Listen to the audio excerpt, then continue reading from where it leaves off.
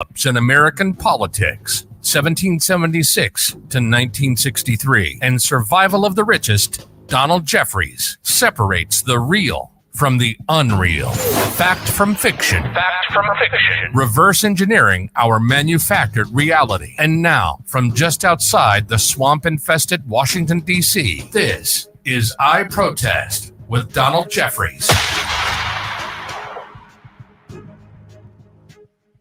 And welcome to I Protest. This is Donlad Jeffries. Coming to you, as the man says, from just outside the swamp-infested Washington, D.C., as we do every Friday at this time, from 5 to 7 p.m. Eastern.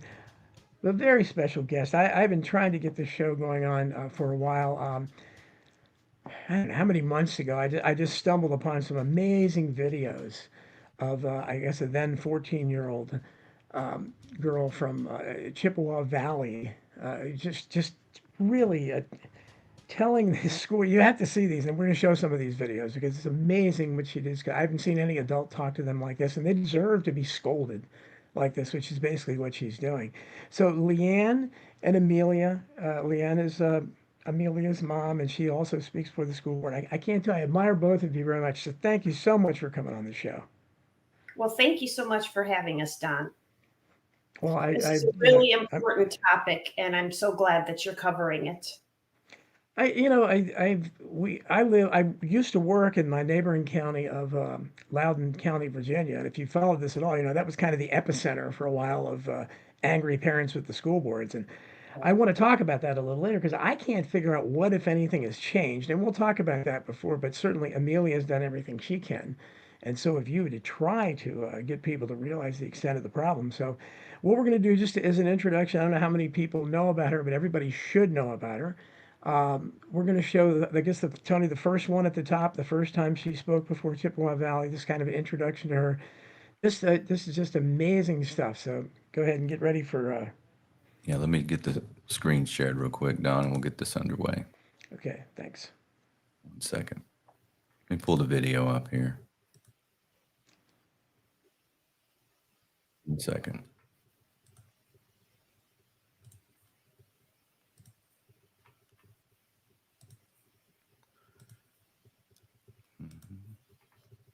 There we go.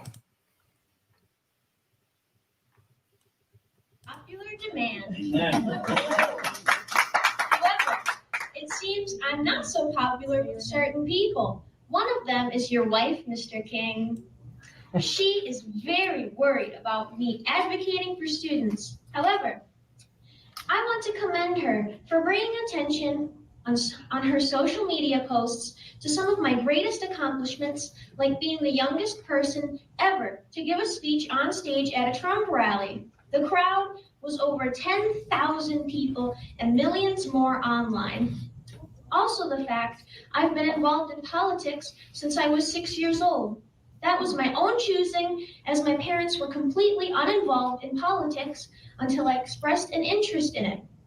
So, your wife, Mr. King, is upset that a 14-year-old is advocating so well for herself and others, that she's making her own decisions about the direction of her life. Apparently, she fails to recognize her own hypocrisy in all this, considering she supports the Pride movement, a movement that openly touts children as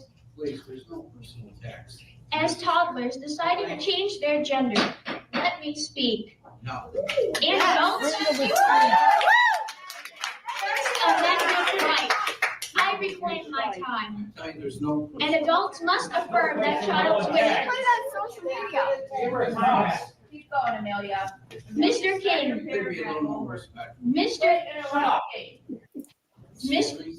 I reclaim my time. This is my time to speak, not yours. Mr. King, others weighed in on your wife's social media post. One called me an unfortunate child. I'm not unfortunate at all. The unfortunate children are those of leftist parents who use their children's transgender identity as a badge of honor, who fight to keep sexually graphic books in school libraries so their children can read them, then be susceptible to being groomed or victims of sex crimes.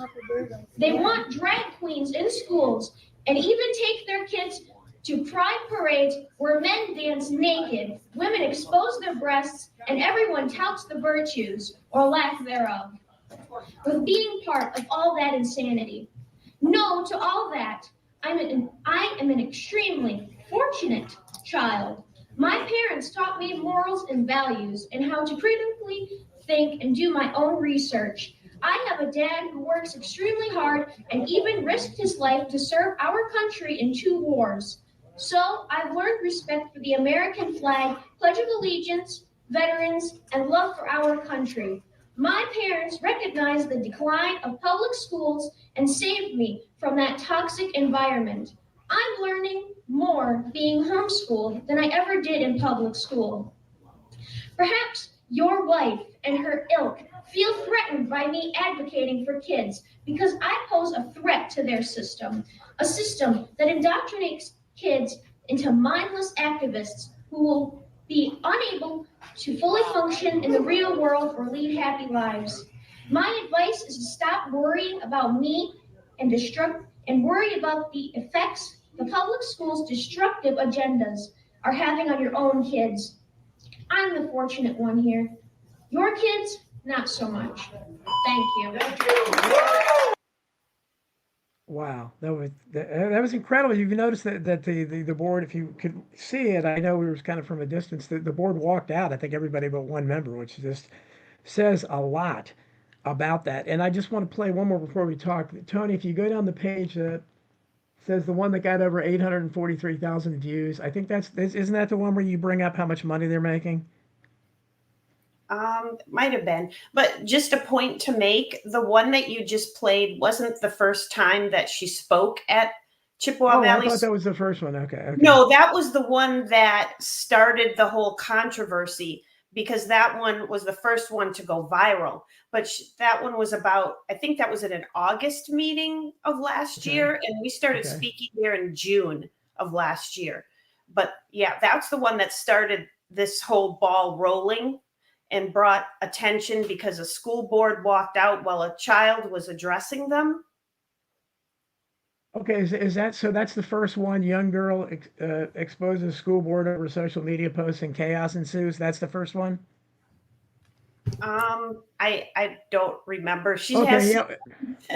that. Okay, no, I she has so many, but I mean these are all great. But Tony, if you can find the one that says out of 843,000 views, I think that's the one where because that was my favorite where I mean you had their salaries and you just told them how much they were making, and Do we know what the title of it is?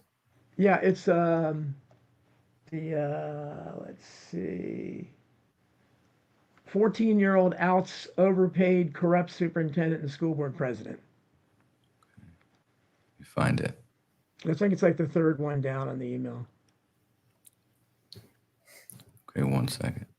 Yeah, you said you got involved with this when you were 6, Amelia? What got you interested in politics at 6 years old? So I would just watch on TV some of Trump's rallies and politicians speaking publicly, and I got so interested in it. I was very curious as a little kid just to listen to them talk. Wow, well it's amazing. You don't see too many people. So did you go to public school at all, or were you homeschooled from the beginning? I went to public school until the end of 8th grade. Oh, okay. So you have experience. Okay, so that's because some people might say, "Well, you weren't really in there. It can't be that bad, surely." So you experienced a lot of it. Then you got it right before high school. Did you find it, Tony? Yes, I've got it, Don. You want to run it? Okay, let's do this. I just want to get the audience to get more of her just great style too. You have. Let me pull it up. Okay. 1 second. Share screen real quick.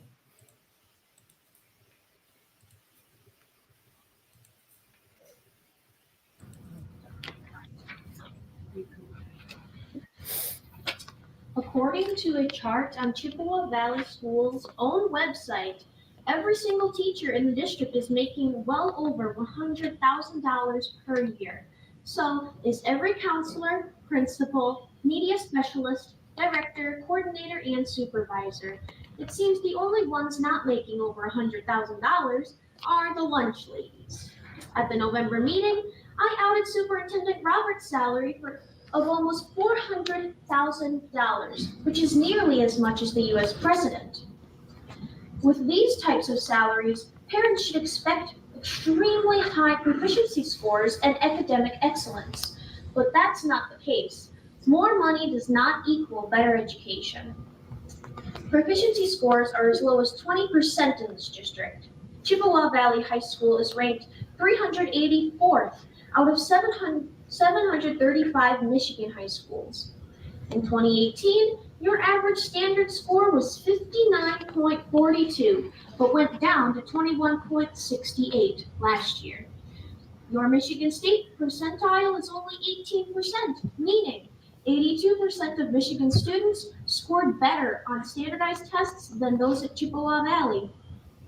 You have a 1-star rating on the largest school evaluation website, and you're failing your special needs students too.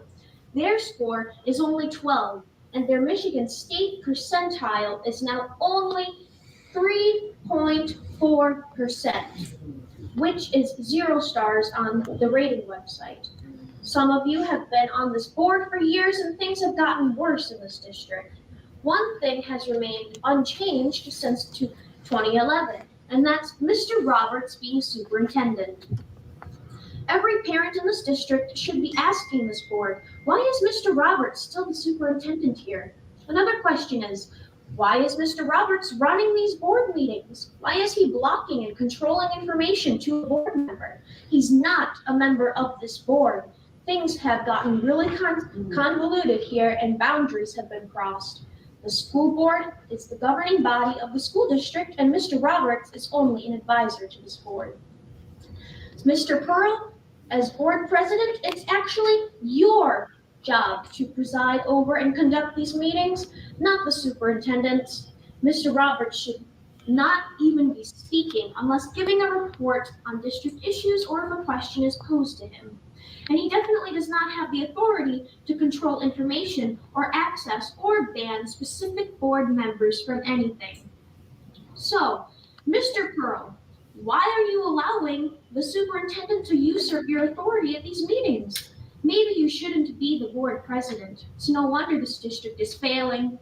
You can't even conduct a school board meeting correctly.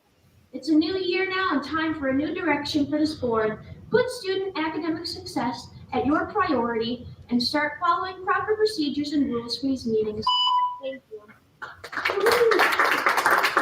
Wow, just unbelievable. Hey, Amelia, you were fantastic. Where first and how? So let's go back a little bit. So you went through. When did you didn't start speaking before the board until you were out of public school, right? You're starting like you're not a student when you're speaking there, correct? No. Okay, so what is it between Actually, the she started speaking during COVID when they were forcing the kids to be masked. And that was the first time that she spoke at a school board meeting. I believe she was like 11 or 12 at the time. Oh, And she got a standing ovation at that speech. So it kind of encouraged her to keep going. And she kept bringing up a lot of things that were going on in the school district, and people started becoming aware of it all. And word got around and they asked her to come and speak at other school districts because she was able to make changes at her own. And I wasn't so sure I wanted her all over the place. So we picked one other school district and they really needed a lot of help. And we decided, okay, we'll go and speak there. But we started at our own school district, and then we moved on to help Chippewa Valley. And that's where her videos went viral, is of her speaking at those meetings. well, yeah, and they're just. I mean, Amelia, did you practice before? Because you seem so polished, and I don't know if I think your mom was mentioning maybe it was a sarcastic tone. I don't, but whatever it is, it's like it's wonderful. You sound like a stage actress or something when you're chastising these people because you sound way older than your ears, and they must. I can imagine they're shocked. I mean, to have any parent do this, but they're seeing somebody 14 years old doing this. I mean, I guess I understood why they walked out. I mean, did any of them ever? Did they ever respond to you at all? And the videos, I don't really see them. I mean, they kind of grumble or something. But was there ever a dialogue or anything with any of them? No, no one has ever responded to my speeches or come up to me after. They just, it's like they don't even listen. Yeah, to get out of it as quick as they can, I guess. Yeah. And what was there? And on some of the, I know there was one or two of the videos I saw where there was a woman that got up and read the party line and tried to basically say you were wrong or something. How much support? It's hard to tell in those videos because one of the things I read about, whether it was, I don't know if you know, in Loudoun County, Virginia, for instance, you probably saw the video. It went viral too, where this father got up and was very rightfully upset because his daughter had been raped in one of the bathrooms by a transgender student, and who was then just transferred to another sentence. And of course, they sent the cops on him. They beat him up and they charged him with something. I don't know if they ever dropped the charges, but I was just looking at the other parents there, and they didn't jump up in defense of him. They didn't say, and in these videos of you, I do hear some applause, maybe more than the parents usually get because of your age. But what is your sense in any of the times that you've spoken there? Do you think the crowd's on your side? Are there more people supporting you, or do you think there are more people that are just you're kind of embarrassed and why are you wasting our time or something, and actually like what the school board's doing? Well, there's definitely more people who support me than people who don't. I mean, there's a few people that like mock me or say mean things, but I can deal with it. Well, yeah, you're so mature. Now, I was going to ask you that. So, in the age of social media, I imagine you're on social media like everybody else, uh, unless you're shooting at Trump, I guess. Then you're not on social media. But almost everybody else is. Um, did you have you been bullied at all? You said you had some negative comments. Have other people reacted to you and been mean to you online? um, yeah, there's been some people, but you just learn to ignore them because you cannot fix stupid. You're remarkable, Leon. You must be so proud of her. I mean, what does your husband think? I mean, are you? Do you have any regrets that she? Does he have any regrets that she's done it? Has this brought any notoriety to you guys? Or the neighbors upset at you, or do they think it's great? Or Um, the only people that seem to be upset are the people that disagree with us. And my husband is fully supportive of us going and speaking and trying to bring awareness about the toxic public education system and advocating for student rights.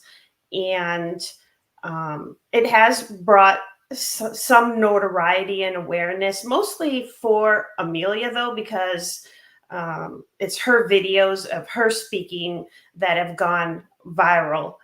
And so she has had some recognition. And I started my own YouTube channel to try to promote her videos and what she was doing. So I haven't really posted too much of myself speaking, although I do speak at every single meeting that she speaks at. I don't just send her into the wolves den and just record everything. We both speak about separate issues at these board meetings, which is good because they only give us 3 minutes a piece to talk. So between the two of us, we can get 6 minutes in of outing this school board or speaking about very important issues.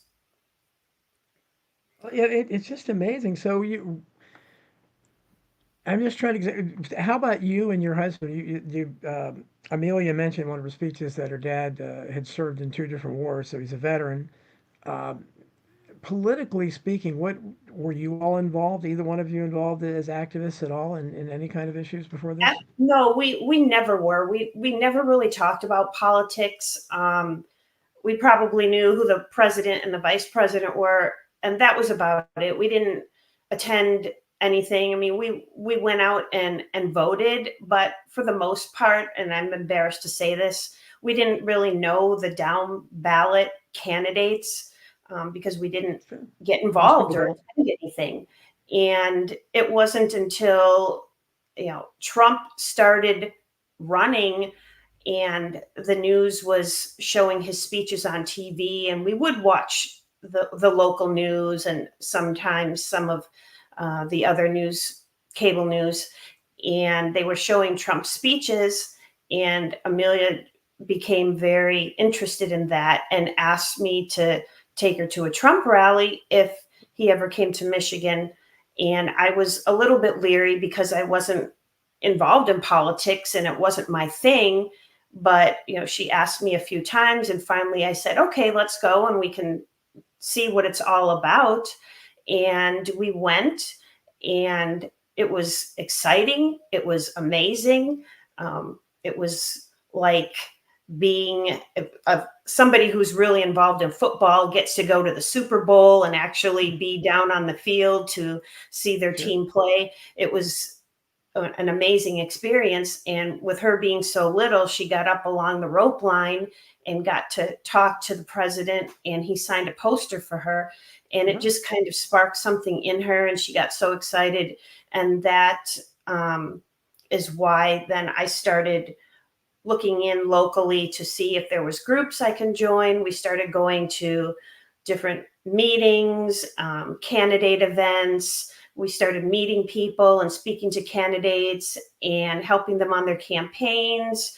And I think Amelia learned a lot of her speech techniques just from attending a lot of these campaign events and watching these candidates speak, their tones of voice, how they work the crowd.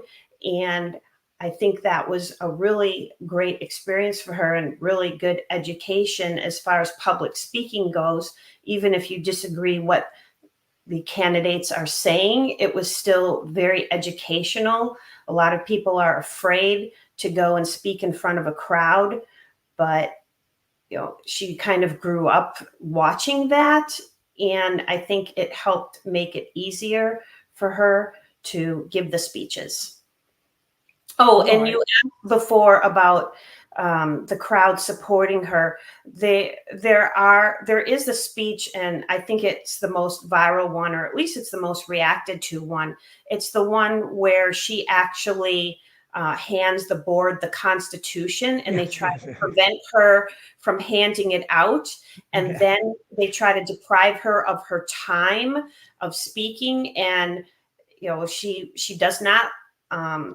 She does not allow them to do that. She stands against their tyranny very well, and the crowd was very supportive of her, very encouraging of her, and was outspoken against the board trying to deprive her of her time to speak. So that's probably the speech that everybody really enjoys of her. Yeah, that was, and we can share that too in a little bit. But well, I think there's one where you have like a compilation. I think that has it in there. Maybe we'll try to play that a little bit Yeah. of her, the best of Amelia, whatever. But well, you certainly, I don't know who you listen to, and you couldn't listen to some of our recent politicians. They don't seem to know how to speak, but because you're really polished, you sound like JFK up there or something. I mean, you really, you talk better than they do. So I'm wondering, is this experience?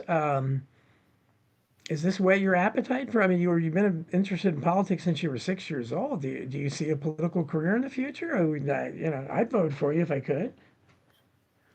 I mean, I have thought about it, but politics is a pretty dirty game, and it can be dangerous at some points, like especially with the recent assassination attempt. So, um, it's just I don't think it's a road that I want to go down yet. Well, I think you have to be 25 to you can be run for Congress when you're 25. So Yeah. that's not that far in the. I think you have to be 30 for the Senate and 35 for the presidency. So who knows? I mean, but we need good people like you. But yeah, I mean, of course, my audience is so jaded. I mean, it is the process is so rigged, and it's there's so much corruption there. But you give people hope. When I see someone like you, that's just you're doing what I've been saying. And my kids are grown, but uh, if And they didn't have that stuff in the school really. This has really been in the last 5 years or so that they really started bringing the transgender lunacy and the, some of the critical race theory and stuff. Did you when Amelia was in public school, Leanne? Did you all start seeing some of the stuff? Did you see any objectionable material that was coming home with her? Did she talk about it when she was in school, public school? Actually, she did several times, which prompted us to speak about it at the school board meeting. But one of the things that stands out in my mind was when she came home one day and said that one of her teachers essentially compared Trump to Hitler. And that really bothered her because the politics of the teacher Yeah. should not be in the classroom. They should be sticking to facts. And I do believe it was an English class and they were talking about Anne Frank. They should have been focusing on her, and to bring in Trump to the classroom and kind of compare him to Hitler, I think it was totally unnecessary. And so she spoke about that at the school board meeting. And the next day she was called into the office and told that it was perfectly okay what the teacher said, that comparisons are made all the time. And the teacher didn't say anything wrong. And if she had any more complaints, that she should bring them to the principal or her counselor and not to the school board. So I found that was kind of the straw that broke the camel's back after that. And the fact that they weren't listening to us at the school board meeting, I started talking to some other parents and found out about homeschooling. And we decided to move in that direction because the they were trying to push a lot of the indoctrination into the classroom, and the masking, they were still doing that. Hmm. And I just thought this is just a really bad environment for her to be in, spending 6-8 hours a day amongst this negative attitude. And she was being bullied on a daily basis for various things, and she Oh, had brought already. to the counselor, and they didn't do anything about it. In fact, They at the never time, did. yeah, the counselor tried to tell Amelia, and this was really that upsetting to her, was the counselor told her that she wasn't really being bullied. It was just boys being rude and annoying, even though it was a lot more than that.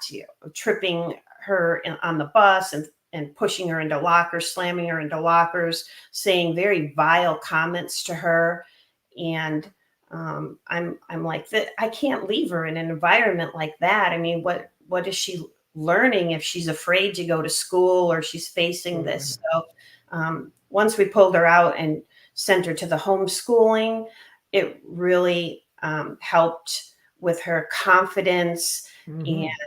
everything. And it just made life so much easier, I think, for her and for us. And she said she's learning more in the homeschool environment than she ever learned in public schools. Well, I think that pretty much every study has shown that. I think that the homeschooled students are well, and Amelia is walking proof of that. And I'm Right. glad you seems. I mean, it takes a tremendous self-confidence to do what you do before those school boards because you don't hesitate, you don't stutter, you don't seem nervous, and you're talking to big, powerful grown-ups making $400,000 a year or whatever, and you're a 14-year-old and you're chewing them out for how bad their job they're doing. And this is what all the parents should be doing. Frankly, they should be, especially the ones that are in their school. They say, "Well, I'm not getting my money's worth. You're making $400,000 a year, and these are the results." And I have to, I can't get gender queer out of the school library. I mean, this is ridiculous. But I don't know how long can you stay with this, Amelia? Because I know you have to go to work. I heard or something, or do you? Probably maybe another 5 minutes at the most. Yeah. Not very long. Okay. Well, I want to make sure that I want to gear towards her because I want her to say what she wants to say. First of all, I wrote a book about bullying, and I'd like to send you guys a copy. It's Bullyocracy: How the Social Hierarchy Enables Bullying, Bullies to Rule Schools and Workplaces and Society at Large. And I tons of examples of that. And what you experienced is exactly what millions of kids experience, and it's the same thing all the time. The teacher doesn't do anything, and the principal doesn't do anything, and the school board doesn't do anything. They poo-poo the claims, and they always end up siding with the bullies. So unfortunately, a lot of kids take their own lives, and I talk to some of those parents. So I'm glad you're out of that environment. So how are you doing in terms of are you able to have a social life and everything since you're not in school? Are you ostracized by your peers because you're kind of you're not down with the crazy transgender lunacy and all the stuff that's sweeping the country at this point? Yeah, I do have a social life. I have many, many friends, and most of them have actually seen my videos and they support me. And they're like, "We love what you're doing. Keep going." So, yeah. Well, that's great. I'm glad because you should you should be a rock star at this point in this thing. And it's did when you were speaking, did any of the parents? What was the reaction? I know the school board ignored you, but did any parents or any other kids in those meetings, did anybody come up to you and say right on, or did you get much support there? Yeah, I got lots of support. There's not very many kids there. I'm like the only kid there, but all of the parents, they support me.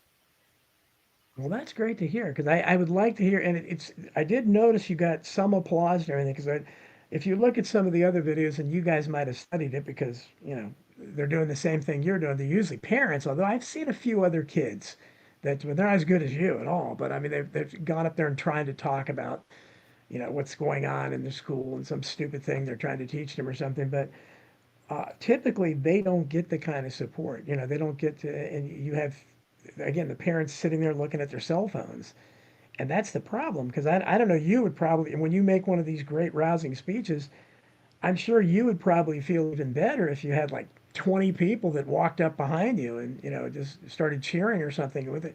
But we don't see that, and that's what I think. I'm amazed you're able to do this. Have you?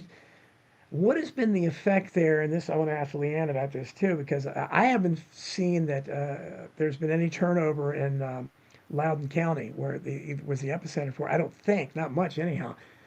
How has there been an election since you started doing this? Do you think maybe you can get rid of some of these guys? The black guy with the wife that was talking about you on social media, and the head of the thing.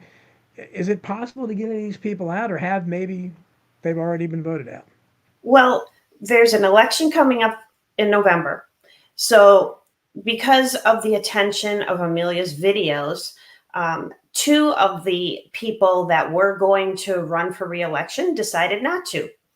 And two others have decided to leave the board and pursue a trustee position with the city council. So I'm not sure if they'll be successful at that. So that would be 4 open seats. Now, the only conservative member of the board is also running for he's running for a state rep position.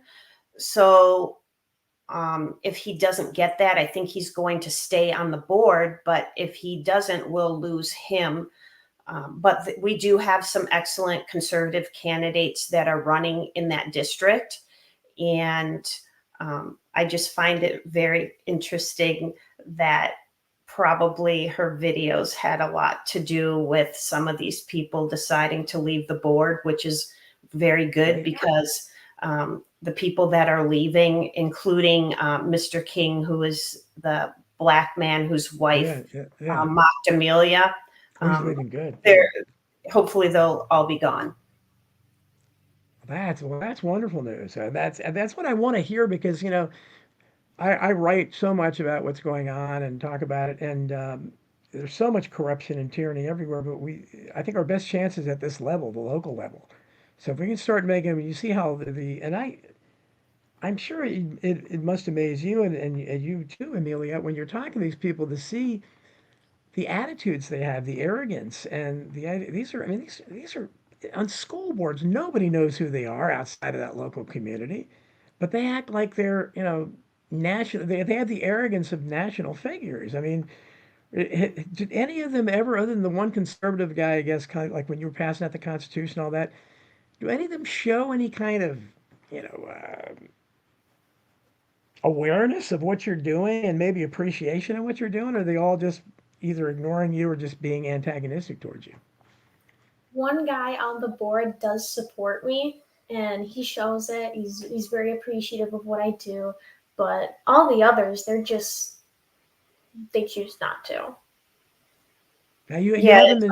it's all leftists on the board except for the one conservative guy. Yeah. The one of the board members claims to be a Trump supporter and a Republican, but I have never, as many as events and um, meetings and everything that we have attended, like hundreds, I have never seen him at anything. And all of a sudden he decides, oh, he's a Republican. I think he was just kind of trying to garnish votes and stay on the board. But he has voted in lockstep with all of the other people on the board. The only one that opposes anything is the conservative board member. The superintendent is also very far left. So it is not an easy board to speak in front of, but we don't feel intimidated by them at all because we know that what we're bringing to these meetings are strictly facts and outing what is going on. And that's why they don't like us being there. Before we started speaking, it was kind of, not really much attention on the school board. And I think they are very upset that we started speaking there and brought so much attention to what is going on there. Amelia's videos of, and then viral again when these YouTubers pick them up and make reaction videos on them, and then those go viral. So old videos keep coming back and going re-viral again. So they don't like any of this. In fact, I do feel that they got my channel demonetized on YouTube. I asked about that to somebody and they didn't deny it. So I suspect that might have happened, which is kind of upsetting because the money from my YouTube channel was going to go towards Amelia's education, 100% of it. So I feel like they literally stole money from a child. And this is a school board. They're supposed to be protecting children. So it's really hypocritical of them. Absolutely. Well, Amelia, just before you go, so how does this? Because again, a lot of people seeing your videos. I saw them. Do people recognize you in public? Have you been asked for your autograph? I haven't been asked for my autograph yet, but I do have some people come up to me and be like, I love what you're doing. Keep going. You're so brave and confident for going up there and speaking your mind. And yeah. You are. It's amazing. I can't tell you how because most adults can't do what you're doing, even though they have a vested interest there. Those parents that are sitting there, unlike your mom, because you're out of the school system now, you've been homeschooled. Those people have children in those schools. That's why I can't understand. That doesn't motivate you to protest. That doesn't get you angry when they're teaching this crazy stuff to your kids. But I think you're just remarkable, and I hope you can. When do you graduate from high school? I graduate in 2 years. Yeah, so 11th grade now. Yeah. So 11th grade now, one more year after that. Mm. Okay, and the plan is, are you planning to go to college? And will that be kind of a culture shock to you? Because you'll be back in, you don't have to deal with the crazy, you talk about liberal, you have to deal with, a lot of liberal professors. And is that the plan? So far, yeah. I don't think she'll have any problems No. going toe to toe with any of those liberal professors. I look forward to that because I would love, when you talk about arrogance, I would love to see you lecture some of these because I mean, by that time you'll probably be even more confident. It's amazing. I can't tell you how impressed I am with you, and that's why I had to have you on the show because, gosh, I'm looking at this and I'm saying, God, she was 14 years old when she started doing this, and just watching the confidence in your ability to do this. Are you planning? When's your next speech planned? Are you planning to hit them up soon, or what's the future hold for that? the next meeting is think- Monday. Not this coming Monday, but the Monday after that. The school Yeah. board meetings are always on a Monday, like every 2 or 3 weeks. They usually have 1 or 2 a month, depending on what month it is. So is she going to be? Does she go? Do you go to all of them? Yeah.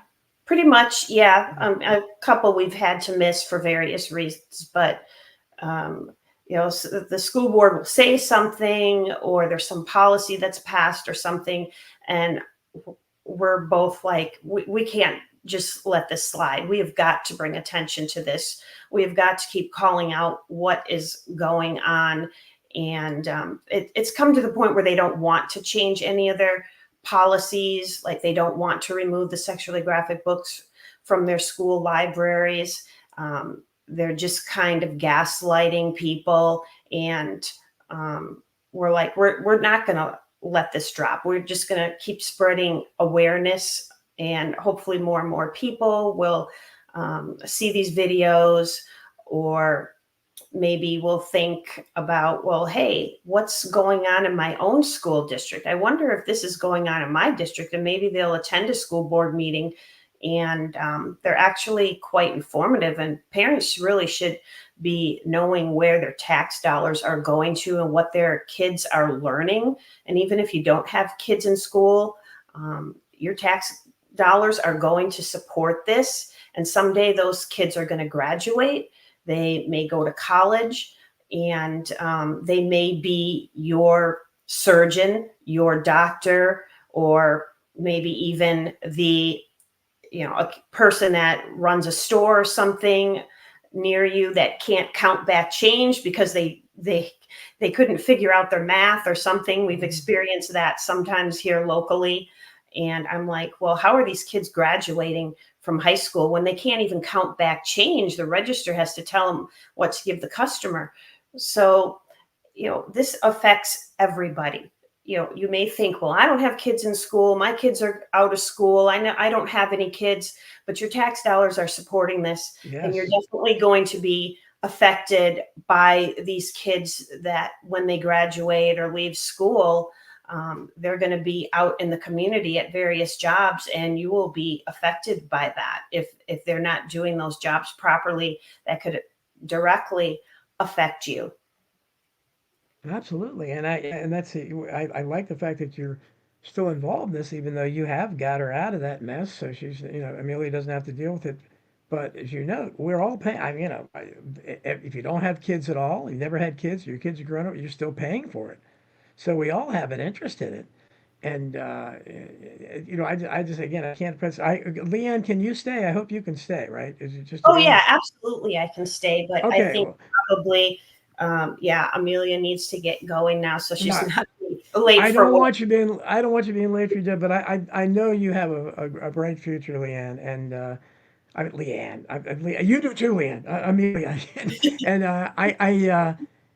again, I just can't express my audience. I've been putting some comments up on the screen. I don't know if you've seen them from the chat room, but everybody's very impressed with you, and who wouldn't be? So, and I'm glad, I'm honored that you came on my show, because I know it was you're a little maybe hesitant at first, but keep doing what you're doing, and I look forward to hearing about you on the national news within the next time. Maybe you come back on my show if I'm still doing this podcast, if you're in Congress.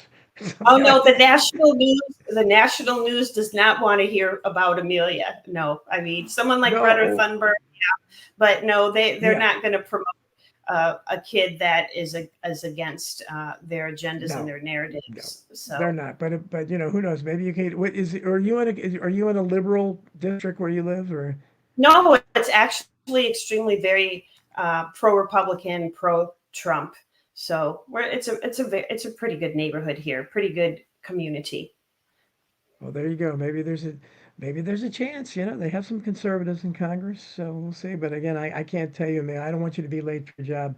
Thanks so much. Anything you want to say in closing before you leave? Well, thank you for having me on. This is a wonderful opportunity. Thank you. Oh, my pleasure. And again, I'm just so glad you came. I'm so impressed with you. I wish most adults had 1/10 of your courage and your articulation too when you're speaking, because you do it very, very well. So I can't tell you how impressed I am with you. So thanks for coming on. And after you leave, we'll probably play a little bit more of the best of Amelia, so people can again see just how great you are. Well, All thank right, you. off you go. Thank you so much. Make the difference in the community. Yeah, well, that's wonderful. So, and so Tony, can we, if you're there, um, let's see.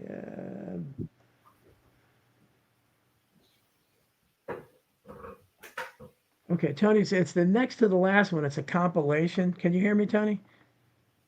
He might be busy. Just come on when you can. Um, I'm afraid to do it on my end.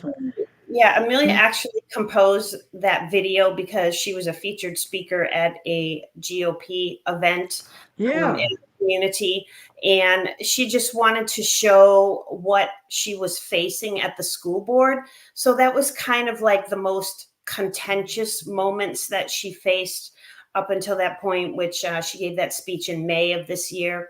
So some things have happened since then, but that gives your viewers and others very good idea of the kind of negativity and really some of the tyranny that is going on with this board. Like you said, that they kind of have allowed this power to go to their heads, and they feel like they are, I don't know, like kings or something like this, and they're minions, and they forgot that they are elected by the people. We are actually their boss. They are not our bosses. They hate hearing that. Yeah, but that's right. Yeah. Yeah.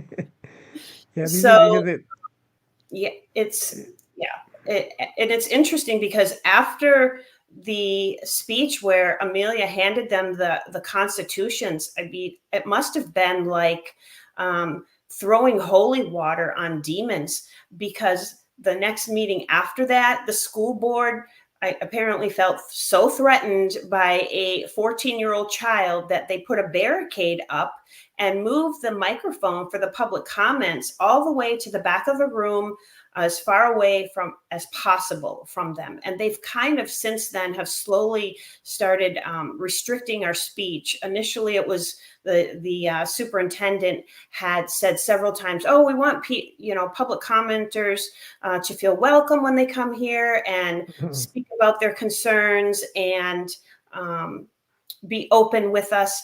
And now they've restricted what we can say. You can only talk about certain things. It has to be within the purview of the school board. You can't call out anybody by name on the school board. And if you violate our rules, we're going to give you a warning. And if you get 3 warnings, then we're going to have you escorted out by the police. They always have 2 police officers there. always, yeah. I think it's an intimidation thing because nobody's ever gotten out of hand. Nobody's ever made threats. It's always, other than people, mumbling among themselves or maybe making comments about something that the school board says or a public commenter says. They're pretty low key meetings. So it's just an intimidation factor with having the police there, which is really wrong. And there's 16,000 kids in this particular district. And I want to say probably less than 10 parents show up. And it's interesting now, because it used to be that more people, like, I guess if you're going to talk about the left side and the right side, most people are speaking are on the right side, like who are on the conservative side of things. They used to have a small group of leftists that would come and speak, and everything was about, well, I feel this, or I feel that, I think this, or I think that. They brought no facts to the meeting. Yeah, it's how you feel. It was all about emotions and feelings and condemning everything that we said. And our side was consistently bringing facts and trying to out corruption, talking about where the tax dollars are going, trying to make people aware of what was going on in the district. And the board was having just none of that. So they have really tried to restrict our speech. And now they have a lawyer that sits right smack dab in the middle of the board where the board president is supposed to sit. And he's really usurped his authority. And really, the president of the board just kind of sits there and doesn't really do anything anymore. The lawyer sits next to him and kind of like taps him or whispers in his ear when he wants him to say something, or wants him to caution a public speaker or something like that, like what happened with me. The lawyer was saying, shut her up, don't let her talk about that. And finally, they wanted me to leave the meeting. So yeah, it's really gotten tyrannical. And what kind of element is that for kids? I mean, do you really want people like that making decisions for your children's education when they don't want to hear from the public, when they're not taking the concerns of the parents and the public seriously, when they're trying to shut them up? I don't know. I mean, if I had a kid in that district, I would pull them out seriously, because I'm like, if they're bullying the parents and the community, the people at these meetings, what's really going on in the schools? And apparently there's a lot that they're trying to hide in these schools, and people have been outing it. A lot of mental health issues, a lot of fighting, a lot of kind of small criminal activity going on. And the school board is trying to brush all of that under the rug. And a lot of parents don't know what's happening because they don't come to these school board meetings. So they're really doing themselves and their children a disservice by not being aware of what's going on in the district and what their kids are learning, what the policies of this board are.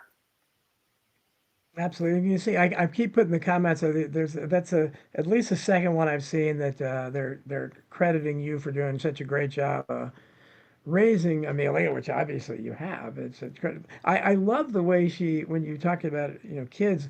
I love the way she was that purposeful, where she was saying a child. And early on she kept saying, "You're letting a child." She was like saying, that was so great the way she.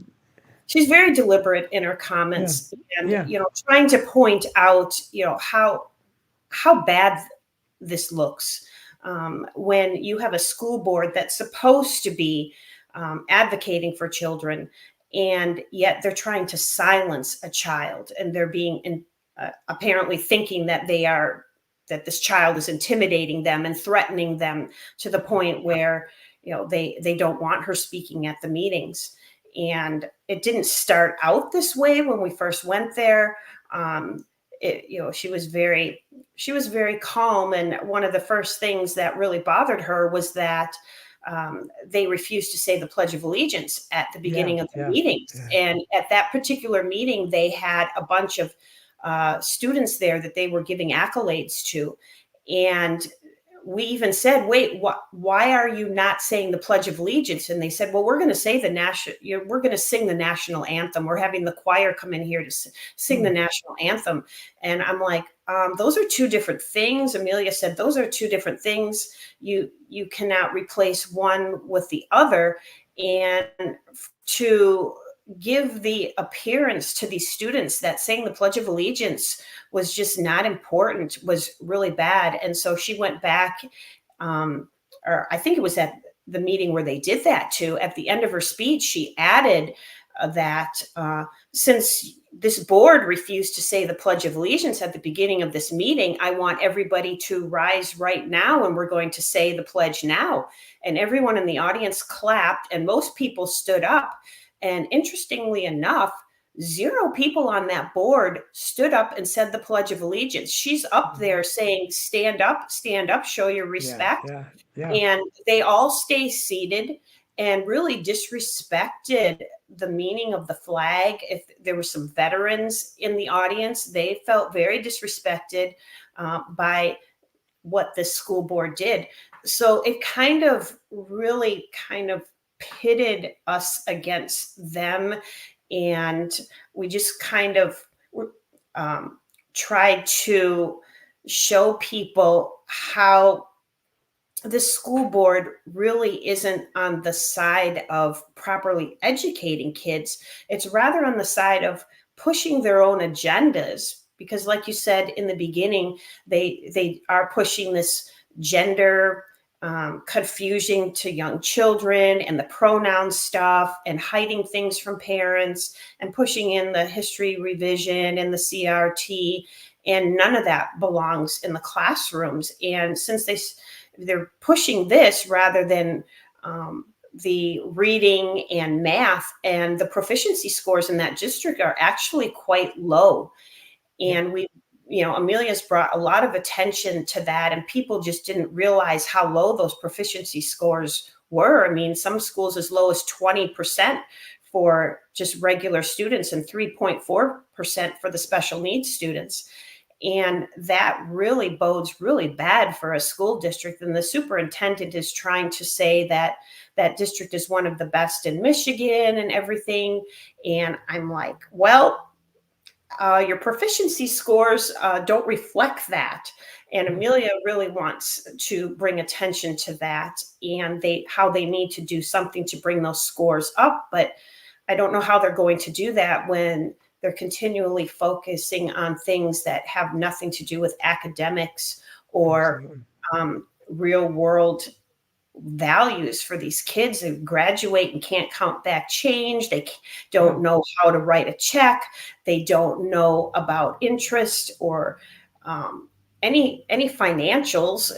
They can't even manage their own financials. And this has obviously been going on for a little while. And we've seen the results of that with our country, where it's gotten so bad that these kids are graduating college and they are burdened by these large student loans that they can't pay back, because either what they studied is not getting them a good job, or they just mismanage their money. They think it's more important to go and buy a Starbucks or have the latest fashions rather than budgeting their money and being responsible financially. So none of those things are taught in the public schools. And Amelia is actually attending a homeschool campus, which is run like a college. She gets to decide what classes that she wants. And personal finance was one of them. And she really learned a lot in that class. And that's something that really needs to be taught in public schools. Yes. A lot of these life skills classes where kids can learn hands-on things that will really benefit them when they become adults. Absolutely. All right, I'm going to try this myself. So if I get kicked off, audience, I'll get back to you, because sometimes when I do this, it messes my bandwidth up. That's why I had Tony do it. So I'm going to try. And this is the best of Amelia. This is an 8-minute compilation. So you should get lots of good stuff here. So let's give this a try here. Okay. Since you chose to skip saying the Pledge of Allegiance at the start of the meeting, everyone, please stand and join me in saying it now. Ooh, love it.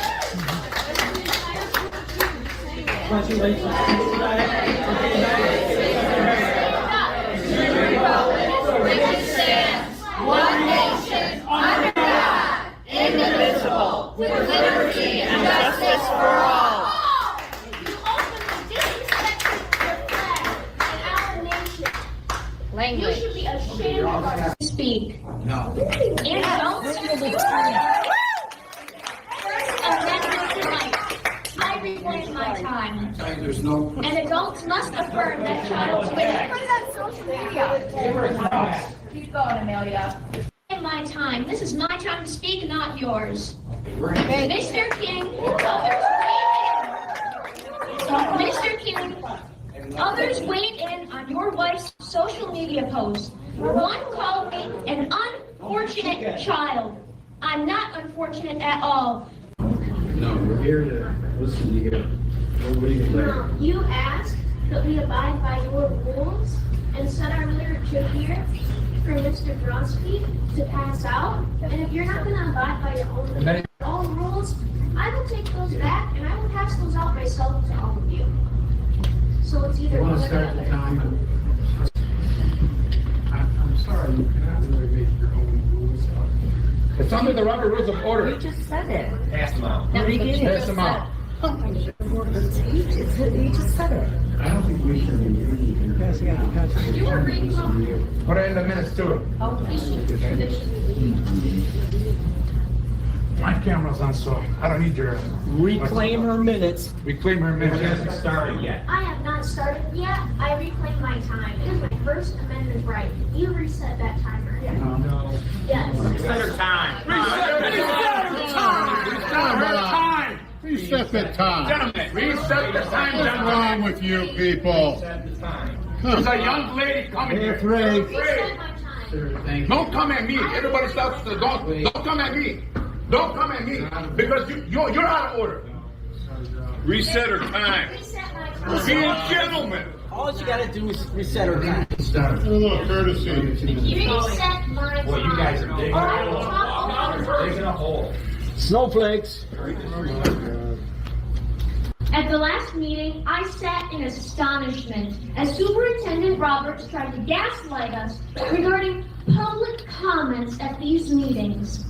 He told us how important it was that everyone speaking felt listened to by this board, regardless if the board hears things they disagree with. Oh, the hypocrisy, especially after most of this board walked out while I was addressing you at the August meeting. Then, this board's lawyer, Mr. Collins, tried to set rules regarding the content of people's speeches, but also claims the idea wasn't to censor people. Newsflash, Mr. Collins, your rules are the very definition of censorship. Apparently, this board is not familiar with the U.S. Constitution, so I've given each of you a copy.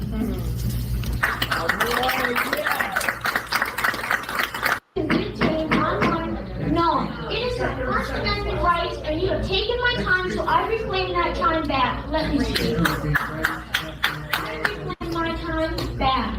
I am going to continue. Not a valid argument.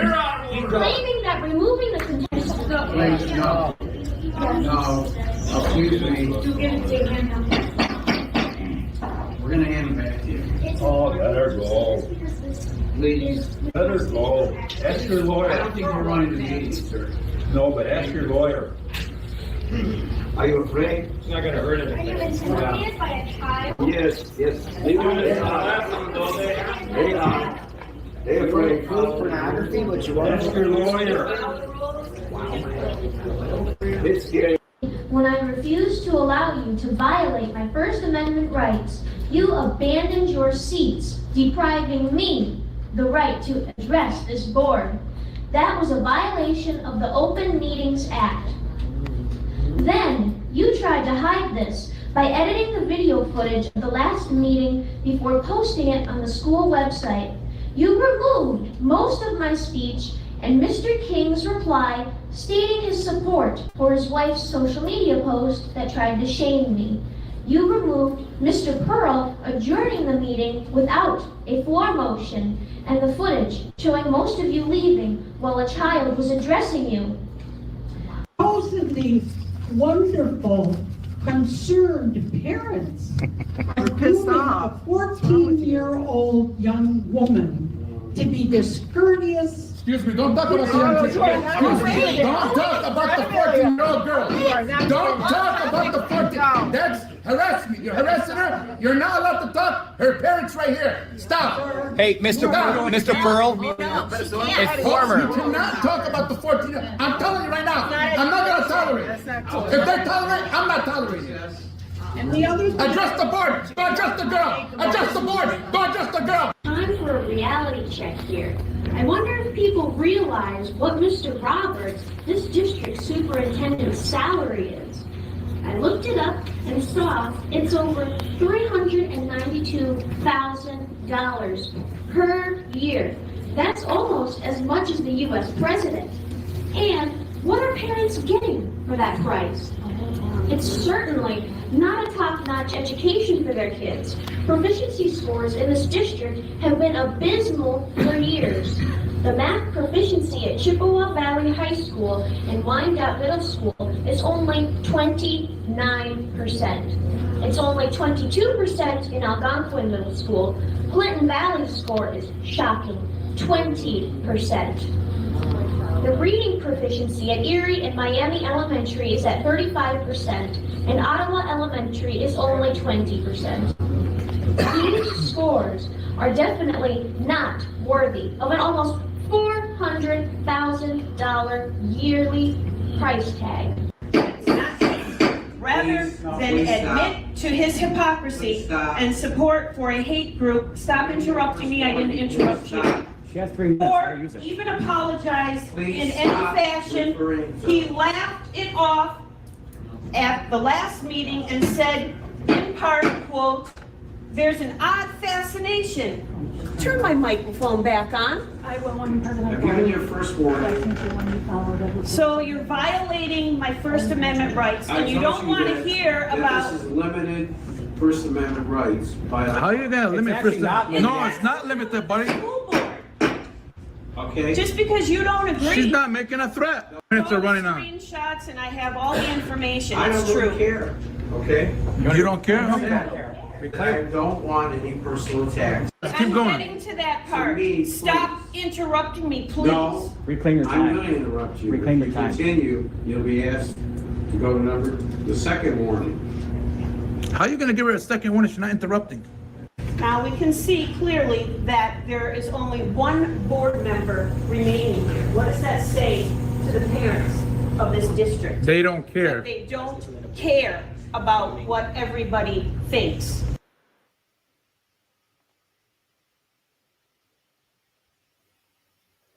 Wow, just unbelievable stuff. So that's it.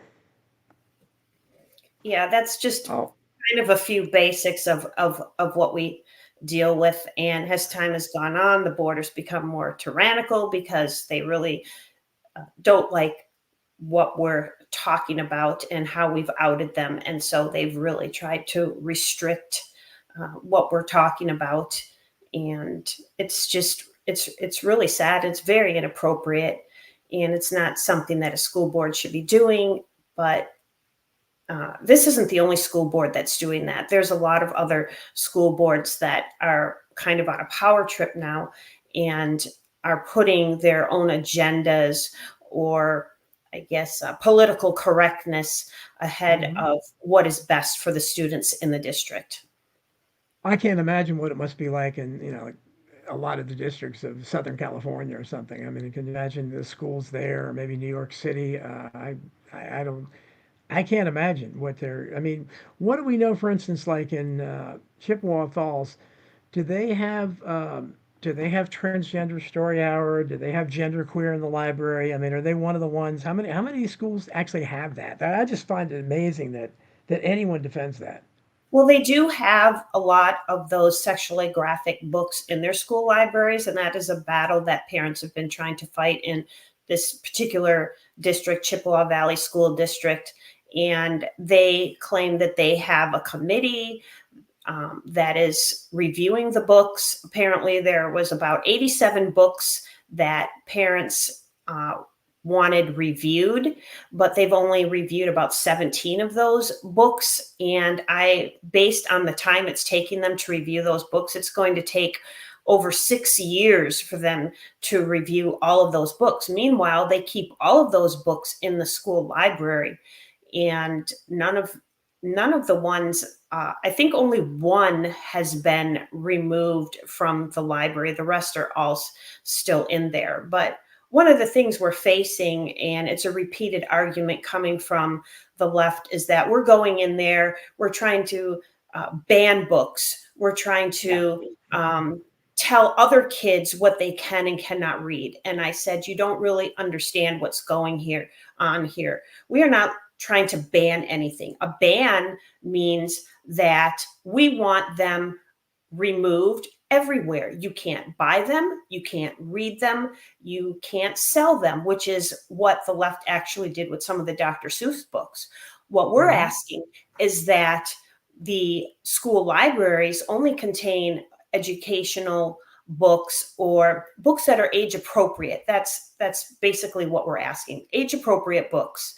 And if parents want their kids to read those books, that is their prerogative. I don't agree with it, but we're not saying that they can't read those books. We're saying if you'd like to read those books, they're available in public libraries. You can get them on Kindle. You can get them on Amazon. You can get them at Barnes and Noble or other bookstores.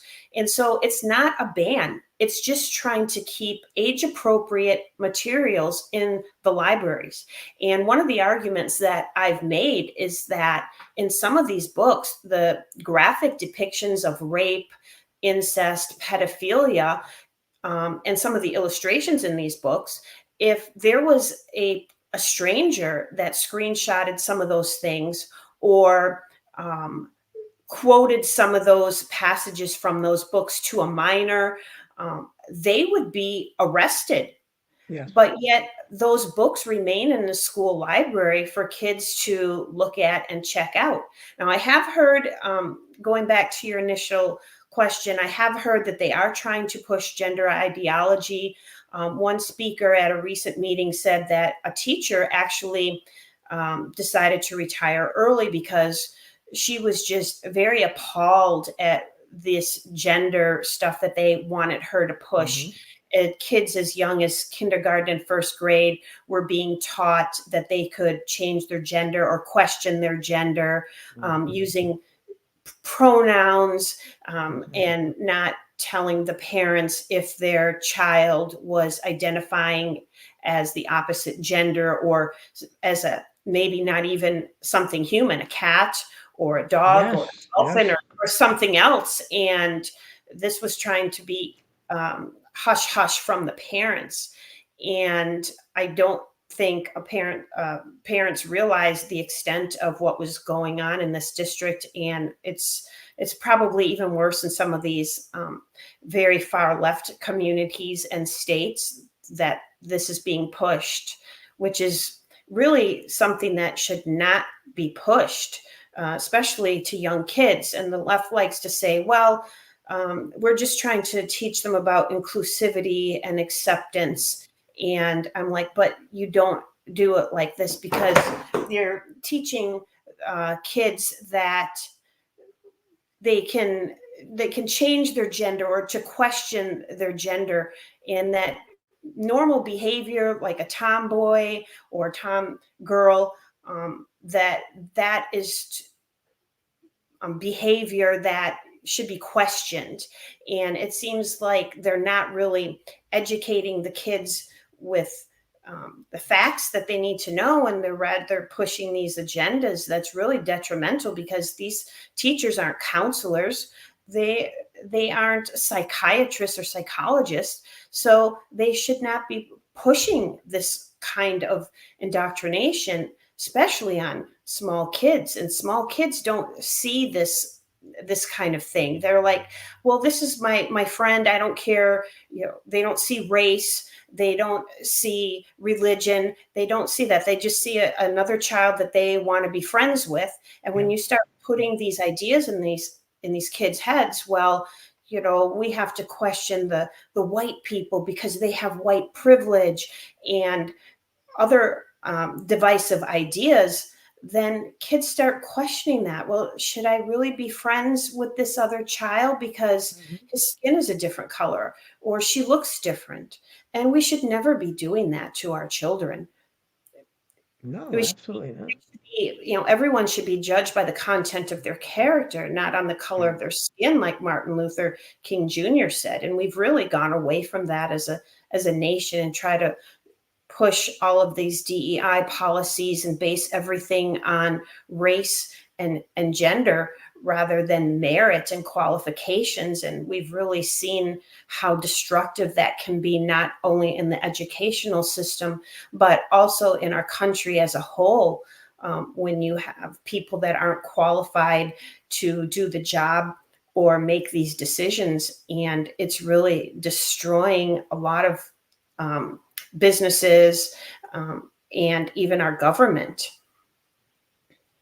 You see, there's a question on there from John Bassaglon. What is being done to get more conservative members on the school board in your area? Do you know, are there Well, conservatives running? we do have several. I think there was 4, but one lady just recently dropped out. So I believe we have 3 conservative board members that are running, and the election is in November. So we are hoping that they will get elected, because that will make a huge difference. If we can get more conservatives in there. And really, a school board should be representative of all of the students and not just one certain side or the other. No, and that's why you said it's kind of a conservative district. That's why I wonder about why. I mean, I get the impression that the school boards everywhere are kind of, and I understand teachers, the people that gravitate to teaching, educators tend to come from the left for the most part. It's been that way and certainly is now. But uh, why aren't, I mean, in terms of the school board, anybody can run, right? I mean, why don't you? I mean, have you thought about running? You or your husband running for the school board? Well, you have to live in the district in order to run for the school board. Okay. They did want me to run for the school board in my district. I chose not to. I discussed it with my husband, and I was worried that it could affect his career, because the left can get really vile when it comes to campaigning and say a lot of untrue things. And with my husband's job, I was quite worried that could affect it. So I thought perhaps once he retires, that might be an avenue that I could consider. But yeah, we're really kind of faced with a majority, it seems, in the educational system on the left, and doesn't really matter too much what kind of community you live in. They kind of hijack the educational system. They really have, and it's a really a terrible indictment of our society when somebody like you, who is meets all the qualifications for this, you're very interested in it, you're up on it, you'd be a perfect school board member. But the problem is that if you talk about things in a certain way like you do, then you have to fear retaliation, and your husband has to fear retaliation. And I mean, that's terrible. That shouldn't happen in a free society. That you have to worry about cancel culture and all that. But unfortunately, it is a reality. And I'm just looking at some of these other comments here, but everybody certainly agrees with what you're doing. And so, in terms of, first of all, I want to ask you, how's your family, your extended family? Are they all supportive of Amelia? And does Amelia have any siblings? Is she an only child? Well, our family is actually like pretty much scattered around the country. We don't have any family living in Michigan. We're by ourselves here. So really, the family finds out about our activities on Facebook. I post a lot about that, so they see her activism and what she's doing based on, from the posts that I make on social media. But for the most part, they're accepting of it. They support her. We do have some left-wing family members that have blocked me or my posts, I guess, because it's just too much for them.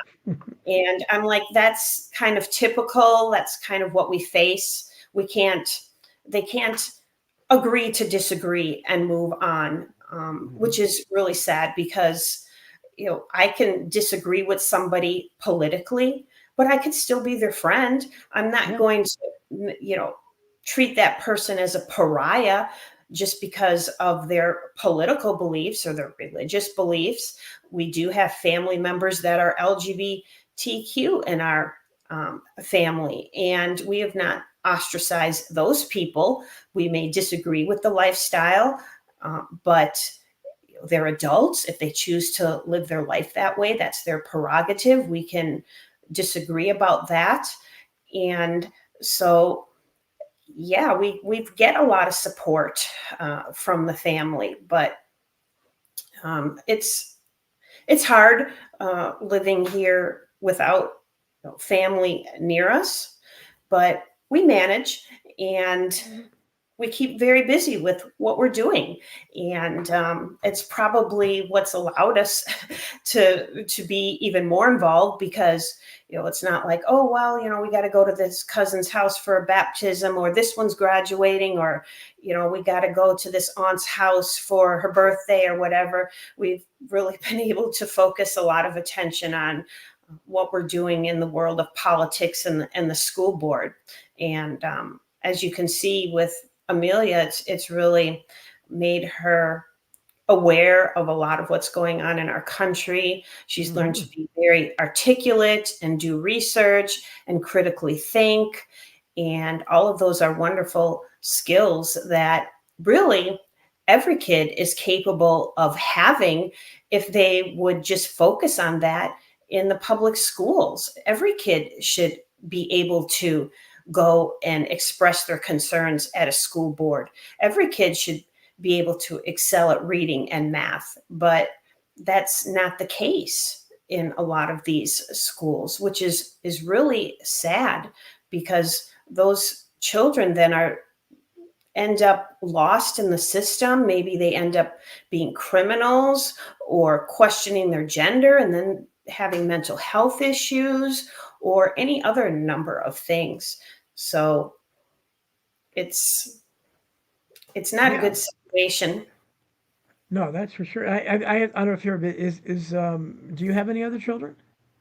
Yeah, we have two others, but they're not involved at all.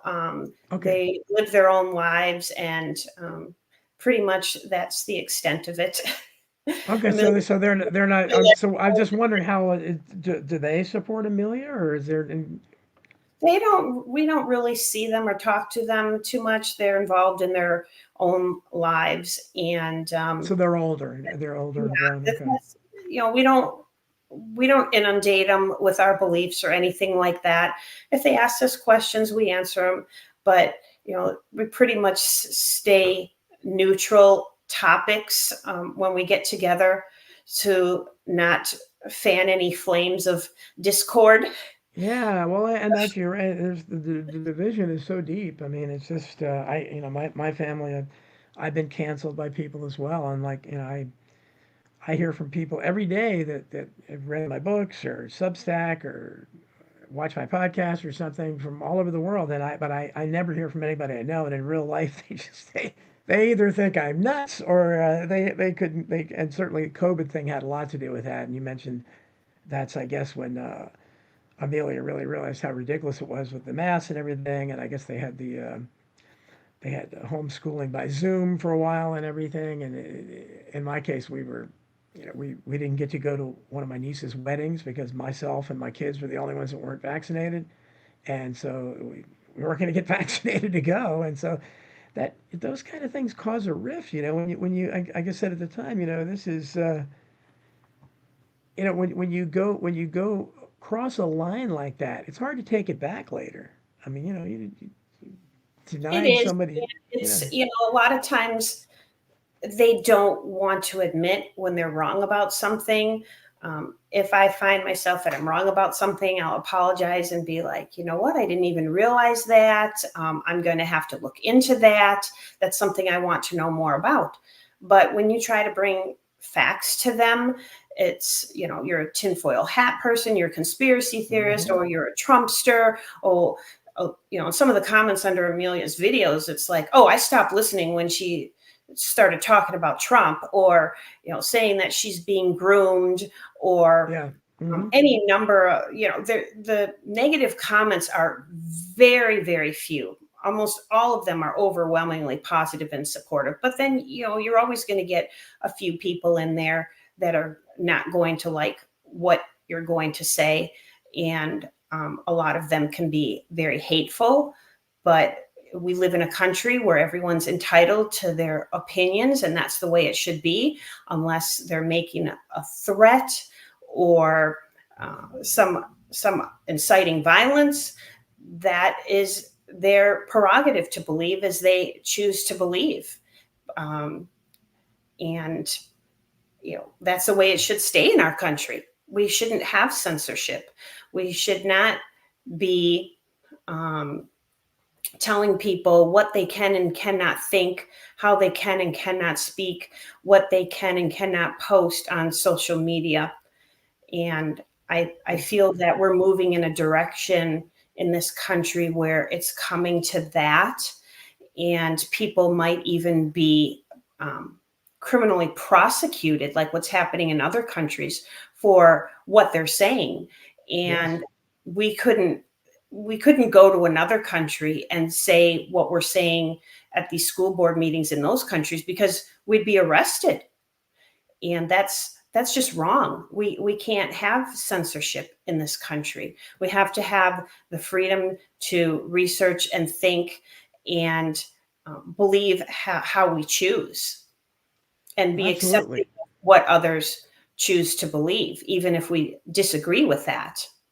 That's a beautiful way to put it. And we have several people in the chat want to know her name. I guess your name was blocked because I keep putting up your comments in the chat room and it was blocking her. It's Leanne is the name. It's not. Somebody thinks your name is Janet Bannister. You're not really Janet Bannister, are you?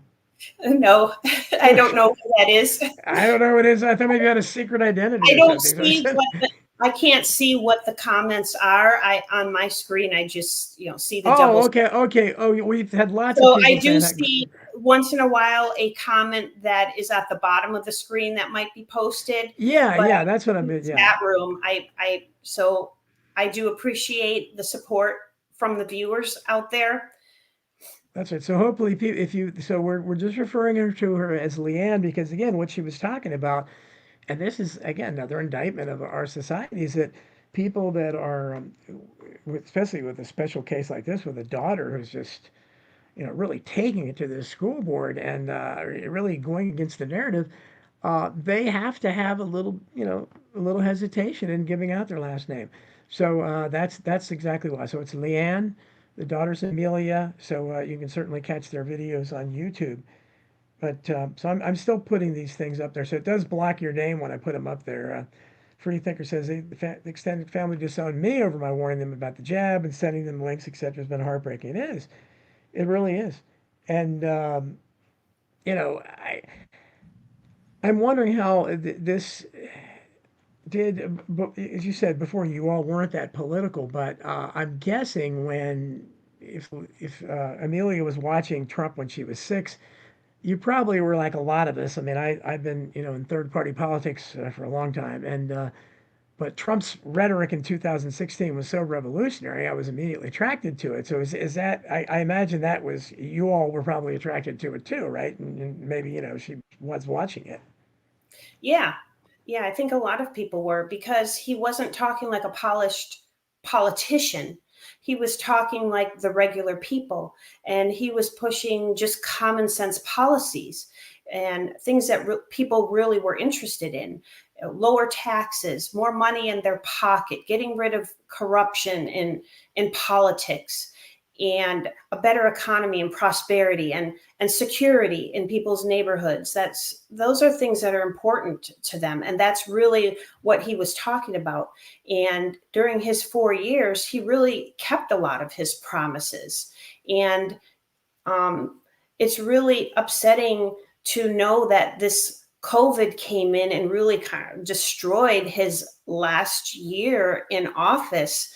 And I don't want to sound like a conspiracy theorist, but there is a lot of evidence to support that COVID was intentionally pushed in order to overtake the election. Well, And this is the most, this is my book. This is the most shadow banned book in the history of the world, Mass and the Truth, how COVID-19 just I'll have to get that and read that. took over the world. Dr. Sherry Tenpenny wrote the foreword. No, it's yeah, it's like this. I have 10 books that have been published, but that one has been treated like none of the others. It's just unbelievable. Barnes and Noble, you won't find it there. They disappeared it. Amazon got rid of the Kindle version. They blocked reviews. Apple Books was trying to sell it for $999. So obviously they're afraid of that, and people see that. I think a lot of the divide we have the divide breaks along the Trump lines. People either love or hate him. So families are breaking up over Trump, and also over COVID, because the people, and there's kind of the same divide. But I mean, you see so many of us that didn't buy this from the beginning and were skeptical of it. The people that bought it, and they just you can't talk to them about it. I mean, I'm sure that happened in your family as well, and you didn't have them around you or whatever. But that's why it's great that Amelia was already seeing those things at that age in eighth grade. Now that shows how quickly this lunacy has proceeded, just the transgender stuff alone, because so that was she went through eighth grade. So you're talking about she's in 11th grade now. So that's 3 years ago. We pulled her out halfway through eighth grade.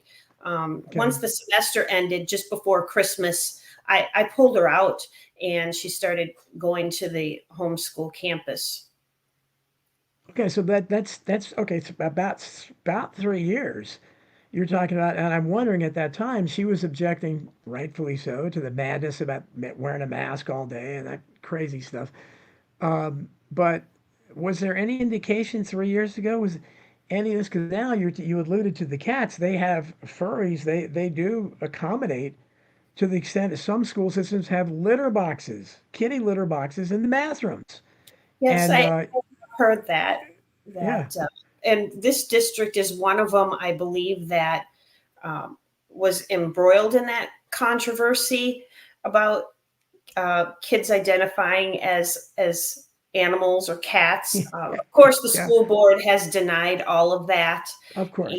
And not having a child in any of the schools there to verify that. I don't know if it actually happened. Somebody did send me a couple videos to show that there were kids dressed up as animals walking around the school. It wasn't Halloween time or any kind of a spirit day or anything like that. It was just from a regular school day. And so they are allowing kids to be whatever they want to be, and supporting them in that. And literacy. I really feel like that's condoning a mental issue that really should be addressed. Because if you had a student in there that says that was anorexic and say, I identify as fat, and I'm not going to eat anything, and everyone had to look at that particular child and say, oh yeah, oh my goodness, you're so fat, you shouldn't eat. I mean, that's the lunacy of this kind of a thing. You really need to address it as a mental health issue, and not really grandize it or normalize it. And that's what's happening. And it's really sad to think that this is happening, but I think it leads to greater issues down the road, more mental health issues with some of these kids, because they'll realize that changing their gender or removing body parts or things like that really don't make their life better. And there are some people that regret making the change, and it causes more mental health issues. So yeah, it's just something that shouldn't even be a topic in our schools. It's insane. But my point was that if you go, you're talking about a 3-year period. If there were no signs of that, and certainly I know you've heard of this. I mean, Tim Walz, the vice presidential candidate, or Kamala Harris, he was responsible for getting tampons installed in boys' bathrooms in those school systems. So this is absolute madness, and he's a vice presidential candidate. But I'm wondering again, you're talking about a 3-year period. Because she was obviously acutely aware of these things. She's observant, and so I would imagine she would be on the lookout for people changing their pronouns, things like that. So it looks to me like all of this real madness has happened within the last 3 years, because in her case, I would imagine she would have been on the lookout for it, and she would have been saying something about it. And were there any indications of people changing their pronouns then, or any of that stuff when she was in eighth grade? Somewhat, but maybe not so much in the school district that she was in. But she did hear after she left the district from friends that were still there that there was more and more kids starting to identify as a different gender. She told me that one child had identified as a dolphin. Another child was identifying as a cake because they felt fluffy inside. And I'm just like, thank goodness I got it out of this school district, because you can't even spoof that. It's so ridiculous. And yeah, I'm waiting. I say all the time, and I urge all the poor people out there, please start identifying as billionaires. Please do it, and be very adamant about it, and show up to some gated estate and say, hey, look, you know, I'm a homeless person, in the body of a billionaire. This is not right, and I'm a billionaire in the body of a homeless person, and demand it, because that's really, it's no crazier than that. I mean, someone identifying as a cake, yeah, that's no more insane as that. It's no more insane as a kid identifying as a cat, and the kid and the school enabling it and supporting it. People saying that their pronouns are they, them, and people are getting fired over this now. But my point is, though, it is accelerated so much within the last few years. You can see from your experience with Amelia that, because I have to think the way I perceive her, that she would have been really talking about that then if she had seen it and saying this is ridiculous, because she obviously recognizes it where a lot of people don't. And and you mentioned about transgender. I know in Montgomery County, Maryland, which isn't that far from me, I read somewhere where 5 years ago or something, there was transgender students were pretty much unknown. They had less than one. They didn't exist really. And I think it's something like 25% of the student body. And I think that's pretty much across the country now. Like 1/4 of high school students are now identifying as another gender. I don't know if you've heard that or not, but if that's true, again, you're talking about a massive transformation within a few years. And it shows the power of propaganda, because they're getting all of this through the media. And once their friends start doing it, then it's peer pressure, a different kind of peer pressure. And, and then it looks to me like they get some kind of positive. It used to be they would be bullied for that, but now it looks like they're getting positive, attention from doing it.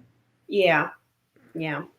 And it's really a sad situation, because it needs to be addressed as a mental health issue, and not something that could be normalized. And I grew up as a girl that hated to wear dresses. I wanted to wear pants. I grew up with two brothers. There weren't any girls in the neighborhood for me to play with. So I was always playing baseball and basketball and doing things with them. And I shudder to think if I was growing up now in that same situation, because I was such a tomboy, then they might have said that I was really a boy and I should start identifying as a boy. And, you talk to somebody enough and tell them something, like they say, you keep repeating a lie over and over and over again, and it soon becomes the truth in some people's minds. So if you keep telling these kids, oh, you'd be much happier, your problem must be that you're not really a girl, you're really a boy. And maybe if you started identifying as a boy or change your pronouns, then you would just be so much happier. And that is just a seed that should never be planted in any child's mind. I think a lot of it has to do with these kids probably are having issues at home. Maybe they don't fit in. They're not the popular kids. They're not the kids that go out and play sports. They're not the really smart kids. So they're kind of looking for a group that will accept them. And they're looking for in all the wrong places, because they get in these groups and then it's like, okay, well, what do you identify as? If you're going to be part of our group, are you what part of the LGBTQIXYZ are you? You have to identify as something. And so then they start looking, well, maybe I don't like boys, or maybe I don't like girls, or maybe I am transgender, or whatever other of of these pronouns or genders that they want to identify as, and they do it to be a part of the group, and then they get out of school maybe, or graduate, or get into the adult world, and they find out that they're still not very happy, and they're still looking for acceptance. And it really creates a problem in a lot of these where they need a safe space, or they need special accommodations, or they're pushing, you have to accept my pronouns, you have to accept me as I identify as, and if you don't, it's hate speech. And it's really come down to a really kind of mental illness that has just gone kind of awry, and really needs to be addressed, rather than just saying that this is normal. Yeah, absolutely. And I just wonder, and I sure this has occurred, the thought has occurred to you and your husband, if you hadn't taken Amelia out of a public school, and I imagine she would have maybe been even more motivated, but maybe not. I mean, maybe especially if she was being bullied, maybe she wouldn't have the confidence to do it. But I have you ever thought, because when I first saw her, I thought, I didn't know if necessarily she was homeschooled at first, and I'm thinking, wow, that's her and her parents have a lot of guts, because I think if she was a student there, wouldn't you fear retaliation from the school? I know I would. Oh, absolutely. I'm sure there would be retaliation. And she started speaking at our district school board meetings before we pulled her out and homeschooled her. And there was some resentment there, I think, from some of the teachers, definitely probably from some of the students there. And it was just a really bad climate altogether. I mean, when I mean, she was going to school and being bullied on a daily basis, and she didn't really tell me exactly why she was being bullied. Maybe it was because she liked Trump or something like that. But the kids would trip her and push her into lockers. And I guess there were some really vile comments she made. And at one point, she told me that a lot of the sex education she got from the back of the bus, because the boys were very vile. And I said, what are you talking about? I mean, these are kids that are 10, 11, and 12 years old. What are they knowing about sex at that age? How are they even knowing about things like that? I mean, when I was that age, I was still playing with dolls. And we shouldn't be sexualizing our children. No. They're children for such a very short time. Let them be children. Let them play. Let them learn. Let them grow. Stop pushing your sexual views and fantasies on these kids. And now they want to push these drag queen story times. And I have no problem with kids going to story times, but when you have a drag queen there that's twerking and wearing tight, sexualized outfits in front of very small children, that's just so inappropriate. And there's videos I've seen of pride parades where you have people that are extremely scantily clad or even naked. I mean, there's pictures of men completely naked with children around. And what other occasion in society would that be acceptable? You'd be arrested for indecent exposure any other time. Yeah, I mean, there's shows on TV where they go after these predators that are online talking to minors, or people that they think are minors. And they're just talking about sex. But then you can go to your school library and read about this stuff, or you can go to a pride parade and see naked men or women exposing their breasts, or very provocative dances or anything else that children just should not be exposed to. And you see people there applauding this and touting how wonderful and great it is. And I can't understand it. I just can't understand why you would want to sexualize your child like that, or even expose them to that kind of it's heinous, amazing. Abhorrent activity. No, it is, and I mean, I'm sure you're glad, especially to have Amelia out of school. But I don't know what I would do if my kids were in school today, and especially because there's a very real possibility with as this thing increases and the transgender thing is going to increase. It looks like that. I'm just imagine if your child comes home one day from school and announces they want to be they want to be a different gender and their pronouns are this and that, and the school is enabling it. And I know in England they've already passed a law that the parents can be prosecuted if they object to that, if they Well, and stand in the way. that's happened in our country too, where there's been Yeah. children that have California, I think, yeah. taken away, or lawsuits because one parent wants to transition a child and the other doesn't. So it's happening in our own country. And this is something that the Democrats have supported. They think that, you know, a child as young as 2 or 3 or 4, if they can say that they're an opposite gender, then the parents are supposed to say, okay, honey, and a couple more years, give them a puberty blockers, and then, Yes, yeah. in another year or 2, then cut off healthy body parts to affirm that. And if you don't want to do that, then you have your child taken away from you. I mean, it's Yeah, just not America. I don't know, that's something out of Nazi Germany experimentation. It's just so wrong on so many levels. no, it isn't. It's just again, people. You're talking about sexualizing children, and they are doing that, and it just amazes me that you want to introduce something like that to children who have no concept, because there's no. I mean, yeah, kids. I don't know that many little kids ever say they want to be a boy or a girl, necessarily. Maybe tomboys when they're real little may say, "I wish I was a boy" or something, but that's all.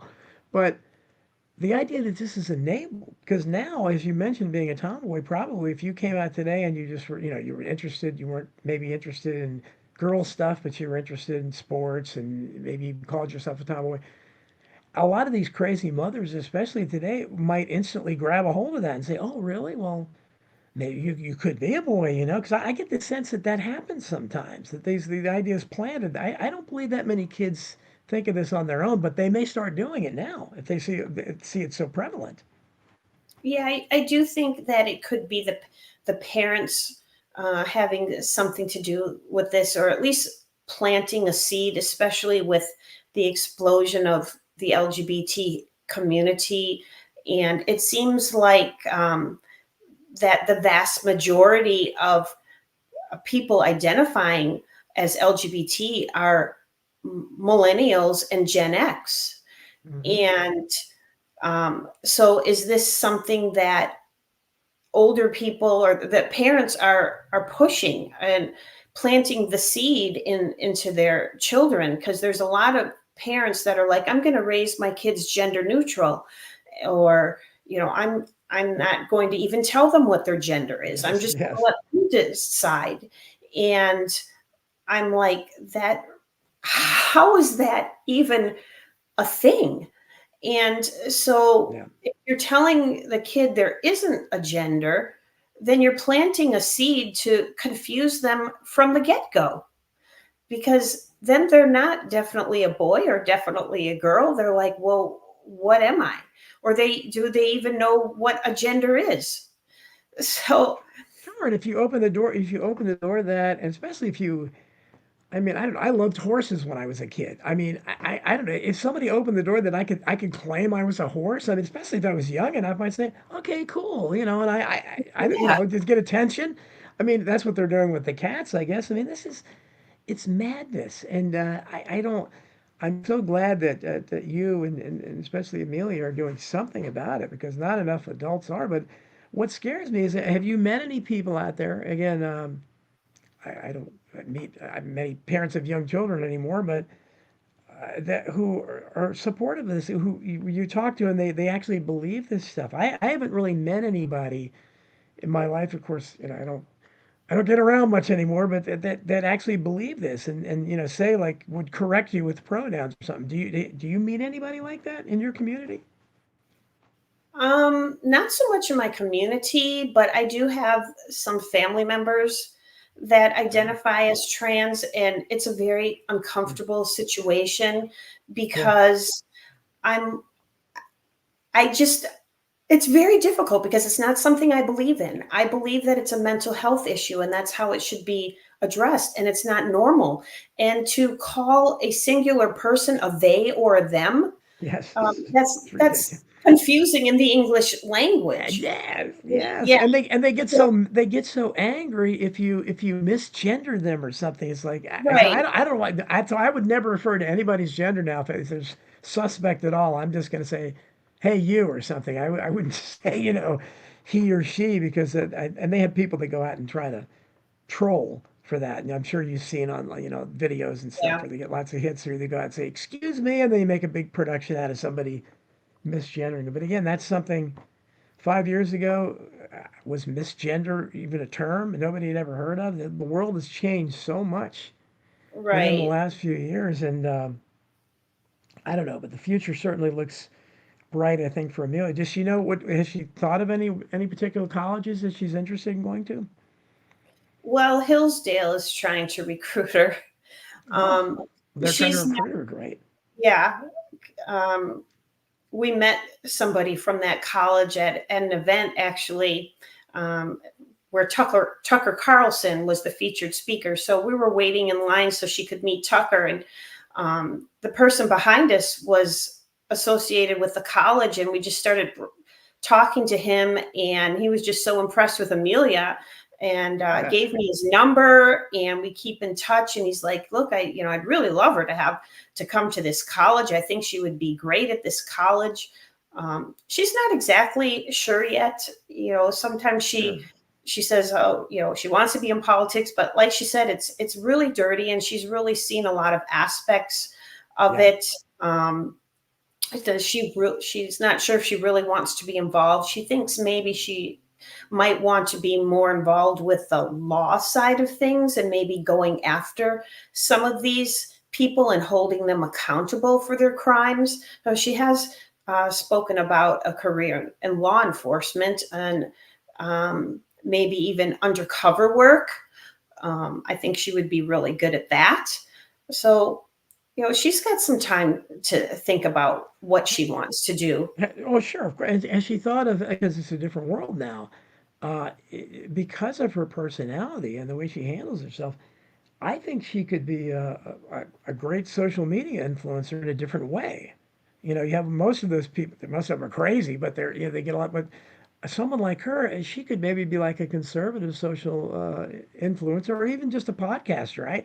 I think people would be attracted to that. That might be something she would want to consider. I mean, I don't know, but there's the world should be her oyster because she's so great. People have tried to encourage her to do something like that.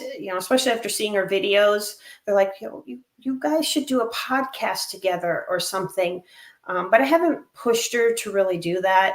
I tried to allow her to take the lead of what she wants to do. Yeah, we still go to these political events. We're still involved in politics. We still get a lot of opportunities to meet really high profile politicians and people of influence in the conservative. And who have you because she's so people you've met some high profile people on that were taken by what Amelia's doing. Yeah, Tucker Carlson, Ben Shapiro, Candace. You met Tucker Carlson. I love Tucker Carlson. How'd you meet him? How'd you meet him? With him.